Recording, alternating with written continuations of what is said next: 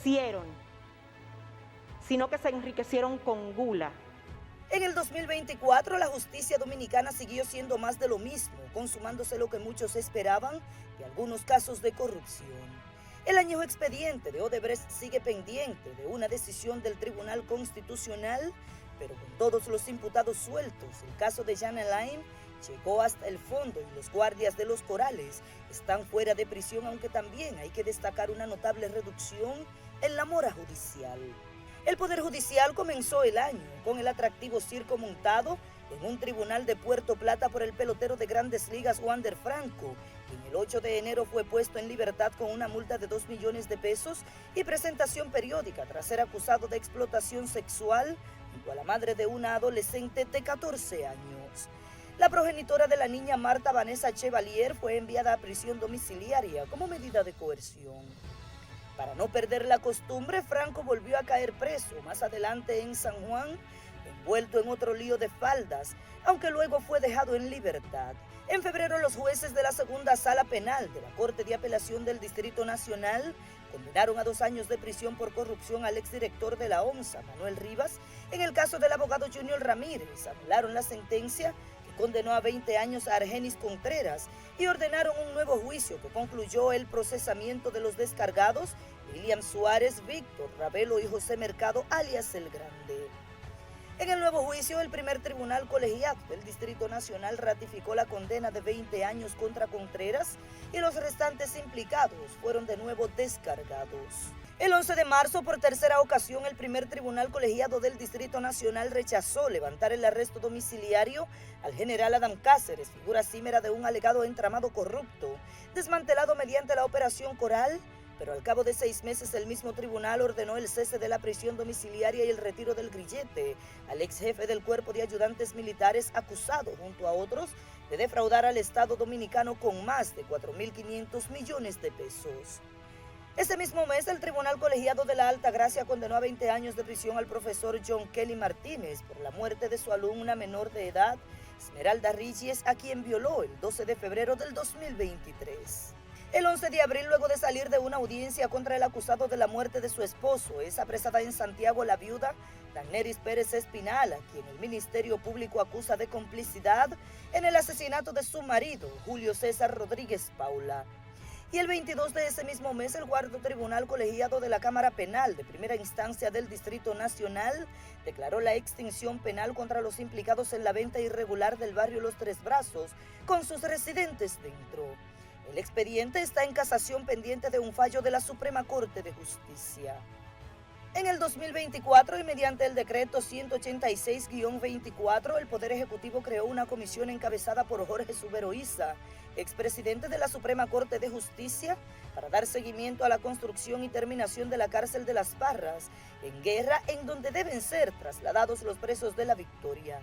La comisión se crea luego de un incendio en el penal de La Victoria con un balance de 13 reclusos muertos.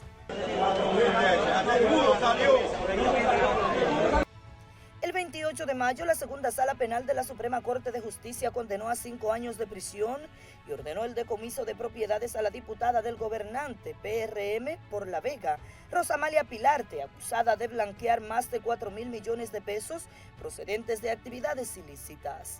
Más adelante, la legisladora PRMista apeló la sentencia por ante el Pleno de la Suprema, alegando que la fortuna de su familia se la ganó trabajando hasta las 15 de la mañana. Hasta las 3 de la madrugada. El 3 de junio, el Ministerio Público desiste de la acción penal en contra de Mimilo Jiménez y Fernando Crisóstomo, involucrados en el caso Calamar, a cambio de la devolución de 1.817 millones de pesos que se habrían robado del erario público. Las autoridades no informaron con cuántos millones Fernando y Mimilo se quedaron. 2 días después, la Procuraduría General de la República puso en marcha la Operación Gaviota para desmantelar una red mafiosa que captó más de 3.000 millones de pesos a través de la firma Inversor Winner, gestionando un esquema fraudulento de operaciones bursátiles, mediante la cual ofrecía a los clientes ganancias mensuales de hasta un 30%. En julio, el juez de la Oficina de Atención Permanente de Santiago, Rafael de Asís Burgos, impuso 1 año de prisión preventiva a los nombrados Junior David Matos y Starling Almanzar, implicados en una red de explotación sexual que abusaba a venezolanas y colombianas, desmantelada mediante la operación Flor de Loto. El 29 de ese mismo mes, el juez Amaury Martínez envió a juicio de fondo al ex procurador general de la República, Chan Alain Rodríguez, y otros 14 imputados en el caso Medusa, luego de 3 años de audiencias preliminares. En agosto, la segunda sala penal de la Corte de Justicia absuelve a Víctor Díaz Rúa, Ángel Rondón y confirma el descargo de Conrado Pitaluga, los 3 envueltos en el señalado caso de sobornos de Odebrecht. Y en septiembre, la Procuraduría Especializada contra la Corrupción Administrativa elevó por ante el Tribunal Constitucional un recurso de revisión de la sentencia. En octubre, el escándalo de los semáforos llevó a la cárcel al exdirector del Intran, Hugo Veras, y al empresario Jochi Gómez, enviados a Najayo con 18 meses de prisión preventiva, junto a Pedro Padovani por la jueza de instrucción Fátima Veloz. El 11 de noviembre, los 3, denominados como los presos VIP, son dejados en libertad con garantía económica por la segunda sala penal de la Corte de Apelación del Distrito Nacional. El 21 de octubre, el tercer tribunal colegiado del Distrito Nacional condenó a 7 años de prisión a Elizabeth Silverio, acusada del ejercicio ilegal de la medicina, y le impone una indemnización de 18 millones de pesos para las familias de las víctimas que se querellaron en su contra. Ya en noviembre, la Oficina Judicial de Atención Permanente del Distrito Nacional dejó en libertad con garantía económica al presidente de la Federación Dominicana de Pentatlón Moderno, Freddy Núñez, acusado de un millonario desfalco de esa institución, junto al tesorero de la misma, Aníbal Osoria, también dejado en libertad con medidas de coerción. El 21, la segunda sala de la Cámara Penal de la Corte de Apelación del Distrito Nacional ratifica la condena de 30, 20 y 15 años de prisión a Chiquito, Luisito y el Doctorcito por la muerte del joven estudiante de 19 años, Joshua Fernández.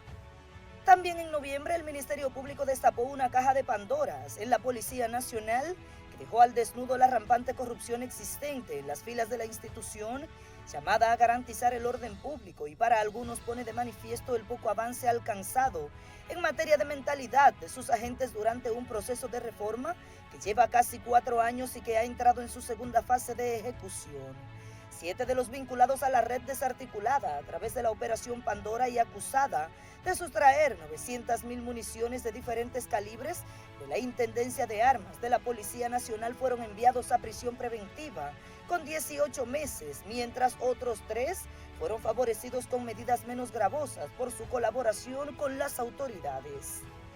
Llegado noviembre, la Oficina de Atención Permanente de San Pedro de Macorís impuso 3 meses de prisión preventiva al profesor Fernando Peña Eusebio, acusado de abuso sexual contra un estudiante de la escuela La Siria en el municipio Quisqueya de la provincia San Pedro de Macorís, mientras la policía persigue al maestro Alejandro Roberto Bello, quien también está involucrado en el delito y se mantenía en la clandestinidad. Un tercer profesor, Wander Aponte, también de San Pedro de Macorís, está sometido a la justicia por acoso sexual a una alumna de 12 años en la escuela primaria Juan Emilio Bosch y Gaviño, ubicada en la avenida Mauricio Báez. Como regalo de fin de año, los fiscales desarrollaron una jornada de paros en los tribunales, reclamando reivindicaciones económicas, mientras los jueces de paz, primera instancia y corte de apelación también solicitaron al Poder Judicial un aumento general de salario y la aplicación del manual de incentivos aprobado en febrero del 2022. Como nota positiva, desde el Poder Judicial se informó que más del 60% de los tribunales están al día en el conocimiento de sus casos, reduciendo de forma significativa la tormentosa mora judicial. Pendientes para el inicio del 2025 están el juicio preliminar contra los implicados en el asalto a la sucursal Luperón del Banco Popular, aplazado para el 16 de enero por el tercer juzgado de instrucción del Distrito Nacional, mientras el primer juzgado de instrucción de la misma jurisdicción aplazó para el 20 de enero el inicio de la audiencia preliminar a los implicados en una red mafiosa que estafó más de 500 personas con falsos proyectos inmobiliarios y que fue desmantelada mediante la Operación Nido. Para Proceso,